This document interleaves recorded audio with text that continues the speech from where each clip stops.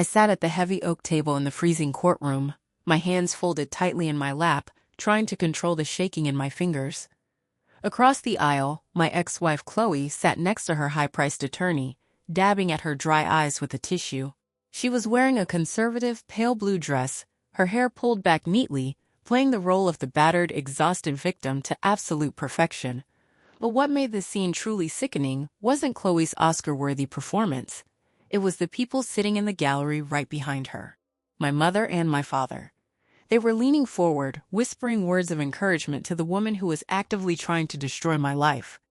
Every few minutes, my younger brother Jason would pat Chloe on the shoulder, offering her a reassuring, sickeningly sweet smile. They looked like a united, loving family, and I looked like the monster they were all trying to slay.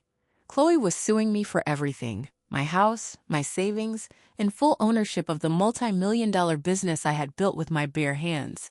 She had accused me of unspeakable things, and my own parents were scheduled to testify against me to help her take it all. They thought they had won. They thought they had finally broken me, just like they had always tried to do. But as I watched Chloe offer a tragic, trembling smile to the judge, I didn't feel fear anymore.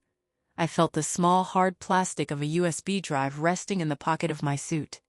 In less than 10 minutes, that little drive was going to be entered into evidence. And it was going to completely obliterate every single lie they had ever told.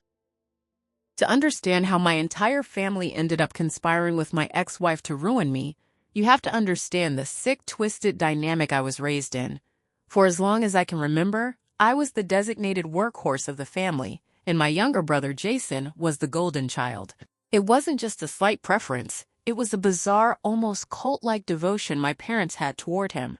Jason was charming, loud, and chronically allergic to hard work. I was quiet, analytical, and relentless. When I was in high school, I worked weekends doing heavy landscaping just to afford my own clothes and school supplies, while my parents bought Jason a brand new sports car for his 16th birthday because they said he needed to arrive in style to build his confidence. When Jason dropped out of 3 different colleges, my parents co-signed massive loans to fund his endless stream of failed startup businesses. When I told my parents I was starting my own custom eco-friendly contracting and restoration company, my father actually laughed in my face. He told me I lacked the charisma to be a business owner and that I would be bankrupt in a year. I used that rejection as fuel. While Jason was out partying on my parents' dime, I was working 18-hour days. I started with a used truck and a box of tools, doing small residential repairs. Over the course of 10 years, I poured my blood, sweat, and tears into that company. I studied modern green architecture, hired a dedicated crew, and transitioned into securing massive commercial restoration contracts. By the time I was 32, my company was generating 7 figures in revenue. I bought a beautiful piece of land, built a custom 4-bedroom home, and finally felt like I had secured a safe, stable life.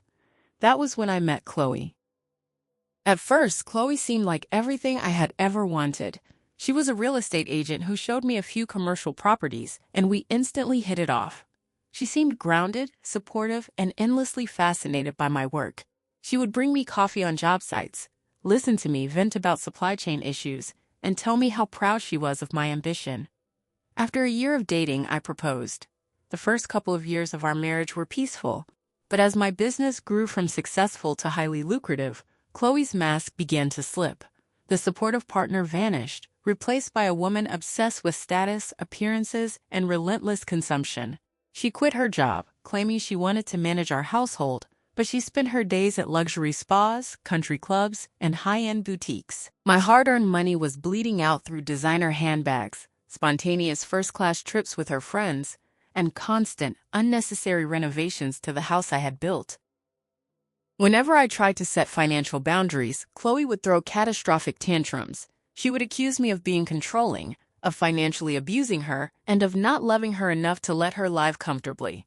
And the most bizarre part of all of this was that my parents completely sided with her. My parents adored Chloe. They loved the fact that she wore designer clothes and drove a luxury SUV because it made our family look wealthy by association. But more importantly, Chloe had figured out the ultimate cheat code to win my parents' favor. She excessively flattered Jason. Jason's latest business venture, a luxury pet clothing line, had inevitably gone bankrupt, leaving him drowning in debt. Chloe swooped in, telling my parents that Jason was a misunderstood genius and that I was just too closed-minded to see his potential. Soon, Jason was at my house every single day. He and Chloe would sit by my pool, drinking my expensive wine, complaining about how stingy and boring I was. The breaking point, the true inciting incident of this entire nightmare, happened about 8 months ago. I had just secured the biggest contract of my career, a multi-year deal to restore a historic downtown hotel. The payout was staggering, enough to ensure I would never have to worry about money again. I came home exhausted but ecstatic, expecting at least a modicum of celebration. Instead, I walked into my living room to find Chloe, Jason, my mother, and my father sitting in a circle, waiting for me. It looked like an intervention. I took off my boots, immediately sensing the hostility in the room. "What's going on?" I asked, looking at the four of them. My father cleared his throat, adopting that condescending, authoritative tone he always used with me. "David, sit down. We need to have a serious family discussion about the future of your company." "My company?" I repeated, remaining standing. "What about it?" Chloe crossed her arms, looking at me with cold, dead eyes. "I've been talking to your parents, David, and to Jason. We all agree that you are working far too much. You're stressed, you're irritable, and you're neglecting your duties as a husband. We think it's time you step down from the day-to-day operations and bring Jason on as a 50% partner to manage the business." I stared at her, genuinely wondering if I was hallucinating. I looked at Jason, who was smirking, already imagining himself in the corner office. "You want me to give half of my company to Jason? A guy who has bankrupted 4 businesses and doesn't know the difference between drywall and concrete?" "Don't speak about your brother that way," my mother snapped, standing up. "Jason has incredible management skills. He knows how to talk to people, how to network. You're just a glorified laborer, David. You got lucky with this hotel contract, but you can't handle the corporate side. Jason can. And frankly, it's the least you can do for your family. We raised you. We supported you." "You never supported me," I fired back, the decades of resentment finally boiling over. "You never gave me a dime. I built this from the dirt up. Jason is a parasite, and neither of you are getting a single share of my business. Ever." I looked at Chloe, expecting her to at least try to mediate. Instead, she stood up, her face twisted with a venomous rage I had never seen before. "If you don't do this, David, I'm leaving you.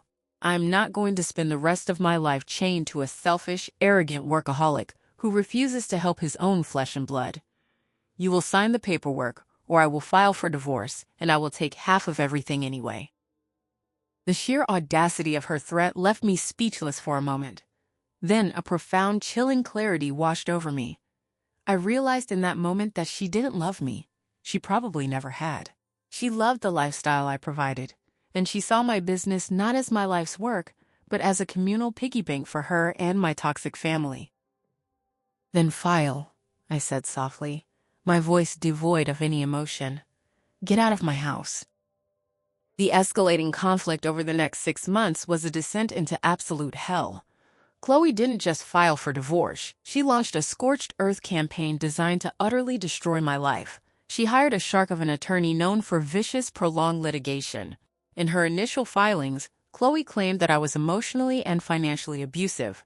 She claimed that my erratic, aggressive behavior made her fear for her safety, allowing her to get a temporary restraining order that legally forced me out of my own home. I was forced to sleep on a cot in the back office of my company warehouse while she lived in my custom-built house, throwing parties and draining our joint checking accounts until my lawyer finally got them frozen.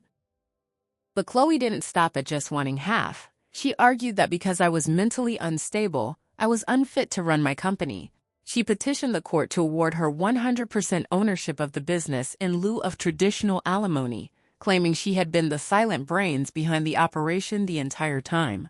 It was a massive, documented lie, but her lawyer was ruthless, burying my legal team in endless discovery requests, subpoenas, and fabricated evidence.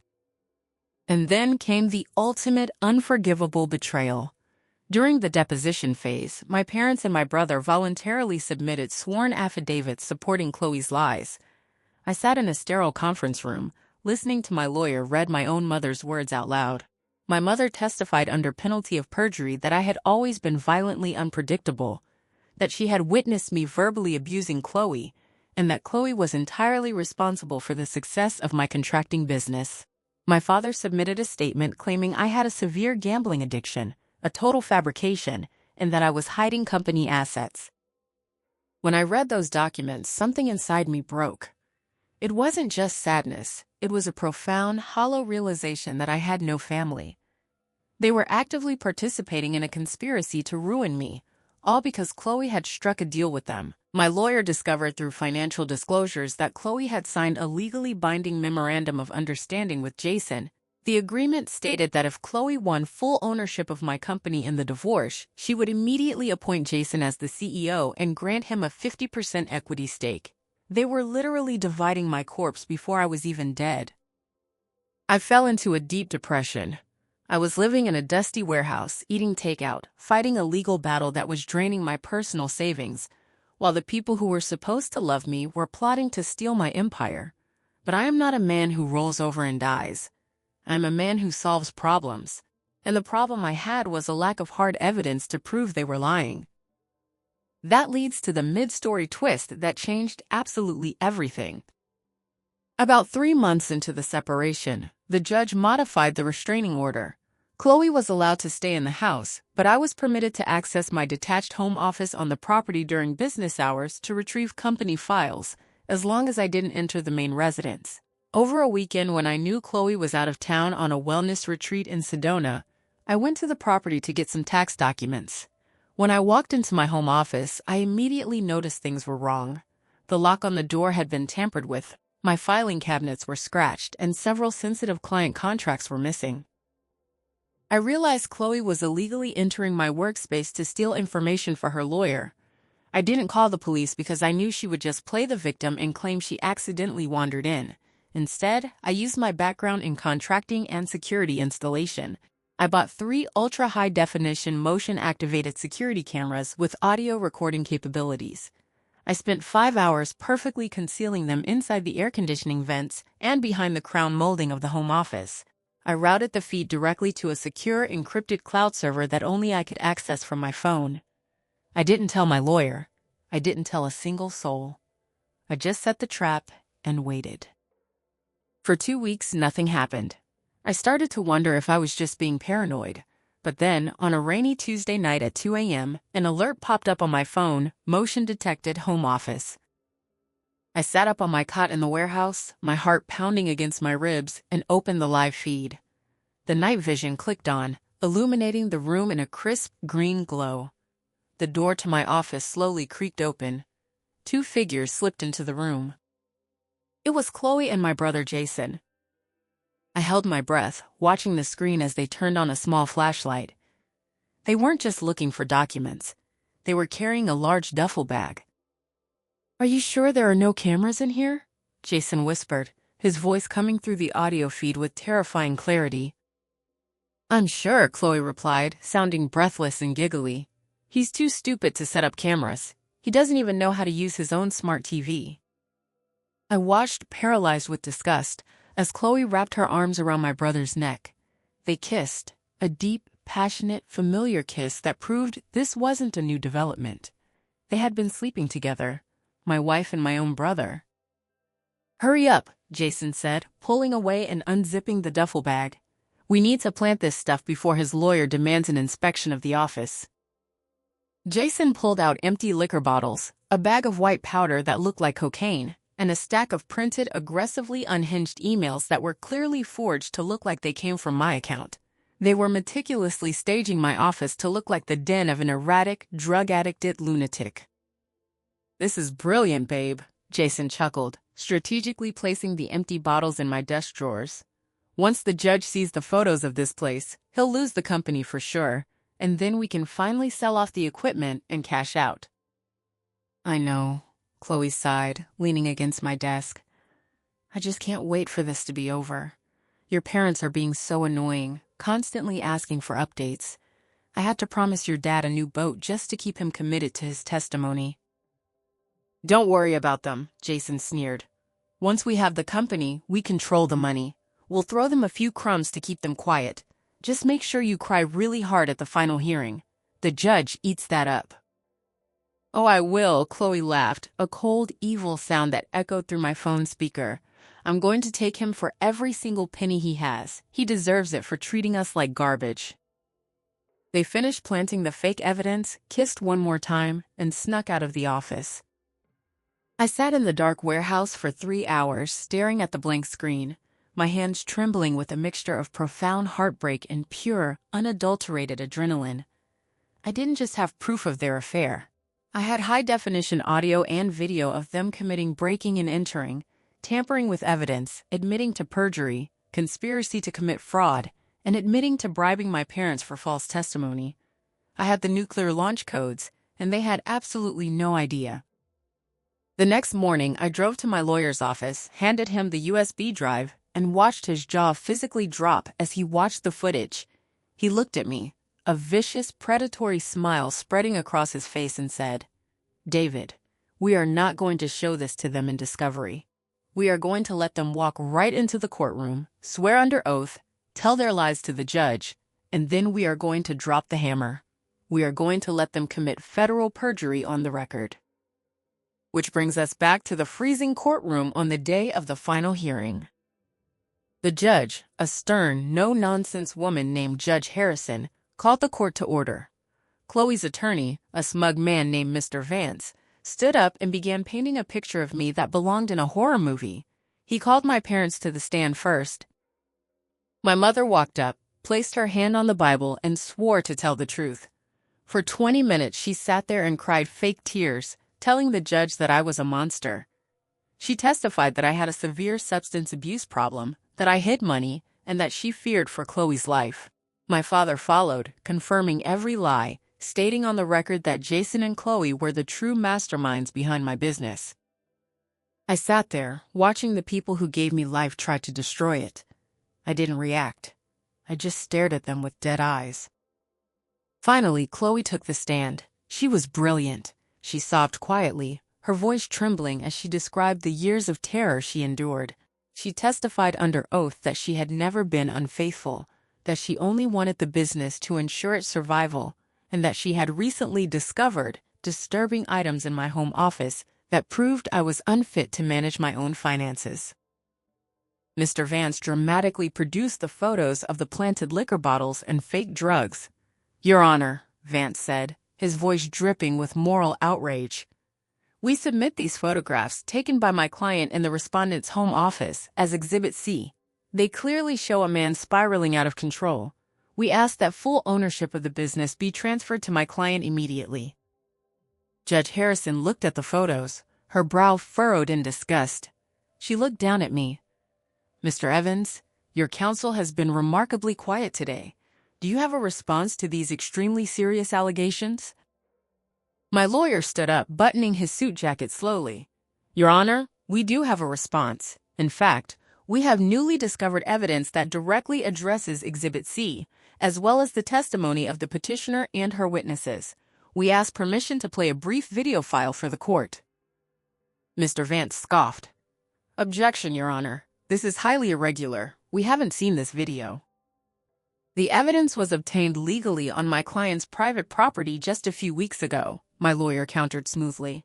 "It is entirely relevant to the authenticity of Exhibit C." Judge Harrison, clearly intrigued, nodded. "I'll allow it. Set it up." The bailiff rolled a large television monitor to the center of the courtroom. My lawyer plugged in his laptop. Chloe looked slightly confused, but not panicked.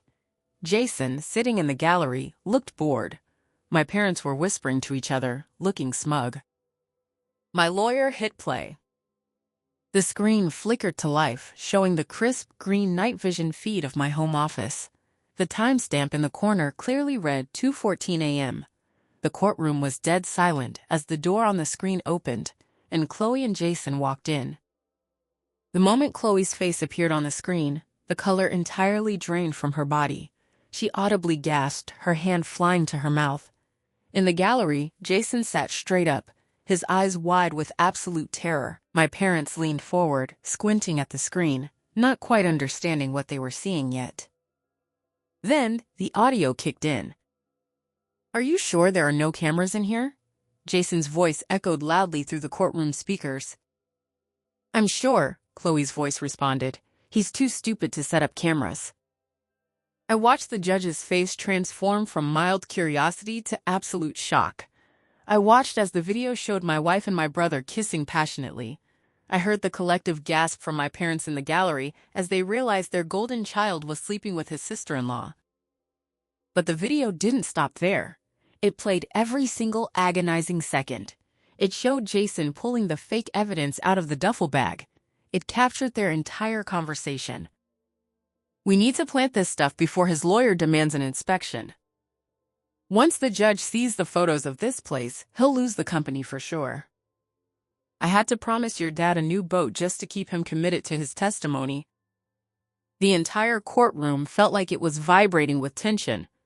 Mr. Vance, Chloe's ruthless bulldog of an attorney, had turned completely pale. He was physically backing away from Chloe, realizing his client had just used him to submit fabricated evidence to a judge. When the video finally ended, the silence in the room was deafening. It was a heavy, suffocating silence that lasted for what felt like an eternity. Judge Harrison took off her glasses. Her hands were shaking with barely contained fury. She looked at Chloe, who was now hyperventilating on the witness stand, tears of genuine panic streaming down her face. Mrs. Evans, Judge Harrison said, her voice dropping to a terrifyingly quiet register. Did you just sit in my courtroom, place your hand on a Bible, and swear under oath that the evidence you submitted today was genuine? Your Honor, I can explain, Chloe stammered, her voice cracking. That video, it's out of context. He set us up. Out of context? Judge Harrison roared, her voice booming off the walls, making my parents physically flinch in the gallery. I just watched you and your brother-in-law manufacture evidence. I just listened to you discuss bribing witnesses. I just listened to you admit to conspiring to defraud this court. The judge slammed her gavel down so hard I thought the handle would break. Mr. Vance, I highly suggest you advise your client on her Fifth Amendment rights, because if she says another word, I will have her remanded into custody immediately. Mr. Vance stood up, his hands raised in surrender. Your Honor, I would like to state for the record that I had absolutely no knowledge of this fabrication. I would like to formally request to withdraw as counsel for the petitioner, effective immediately. Chloe shrieked, grabbing Mr. Vance's arm. You can't leave me! You have to fix this! Get your hands off me, Mr. Vance hissed, pulling away from her. Judge Harrison turned her furious gaze to the gallery, locking eyes with my parents and Jason. And as for the witnesses who just committed blatant perjury in my courtroom, bailiff, lock the doors. Nobody leaves. The panic that erupted was beautiful. Jason jumped out of his seat, looking frantically at the locked doors. My mother started sobbing hysterically, burying her face in her hands, realizing that she had just committed a felony for a woman who was using her. My father looked like he was going to pass out, his face pale and sweating profusely. Here is what is going to happen, Judge Harrison announced, pointing a finger at Chloe. I am striking every single piece of evidence you have submitted. I am throwing out your request for alimony, your request for the business, and your request for the house. The divorce is granted, effective today. Mr. Evans will retain 100% of his assets, his company, and his property. You, Mrs. Evans, will walk away with absolutely nothing but the clothes on your back. Chloe let out a gut-wrenching wail, collapsing forward onto the defense table. Furthermore, the judge continued, her eyes blazing, I am ordering the court reporter to forward the transcript of today's proceedings, along with this video evidence, directly to the district attorney's office. I strongly recommend they press charges against Chloe Evans, Jason Evans, and the parents for perjury, conspiracy to commit fraud, and tampering with evidence. We are adjourned. The gavel slammed down one final time, ringing through the air like the bell of a heavyweight fight. It was over. I had won. As I stood up and buttoned my jacket, feeling lighter than I had in years, the reality of their situation began to set in on them. The bailiffs unlocked the doors, allowing people to leave, but instructed Chloe, Jason, and my parents to wait for the authorities to take their statements. I walked down the center aisle of the courtroom. As I passed the gallery, my father reached out, his hand shaking, grabbing my sleeve. David, David, please, my father begged, his arrogant demeanor completely shattered. There were actual tears rolling down his wrinkled cheeks. You have to tell the judge not to send this to the DA. You have to tell them we were manipulated. Chloe tricked us. Jason tricked us. We're your parents. If we go to prison, we'll lose everything. Please, son, we're sorry. My mother was weeping loudly, reaching her hands out to me. We love you, David. We always loved you. We made a mistake. Don't let them take us away. I looked at Jason. He wasn't arrogant anymore. He was staring at the floor, shivering like a terrified child, realizing his life was completely over. He had no business, no money, and was about to face felony charges. I looked down at my father's hand clutching my sleeve. I reached over, gently peeled his fingers off my jacket, and let his hand drop. You didn't make a mistake, I said, my voice calm, clear, and perfectly steady. You made a choice. You chose the golden child, and you chose the woman you thought would buy you a boat. You lied under oath to destroy my life. You are not my family. You are strangers to me, and whatever happens to you now is exactly what you deserve. I didn't wait for a response. I didn't look back at Chloe, who was still sobbing at the defense table. I turned around and walked out the heavy wooden doors of the courtroom. Stepping out of the courthouse and into the bright, warm afternoon sun, I took a deep breath of fresh air. The heavy, suffocating weight that I had been carrying for my entire life, the desperate need for my parents' approval, the toxic drain of my marriage, the constant overshadowing by my brother, was gone. It has been over a year since that day in court. True to her word, the judge forwarded the evidence to the DA. Chloe and Jason were both indicted on multiple felony charges. They instantly turned on each other, blaming one another for the conspiracy in a desperate bid for a plea deal. Chloe ended up taking a plea that resulted in 3 years of probation and massive fines that bankrupted her. Jason served 6 months in a county jail for evidence tampering and fraud.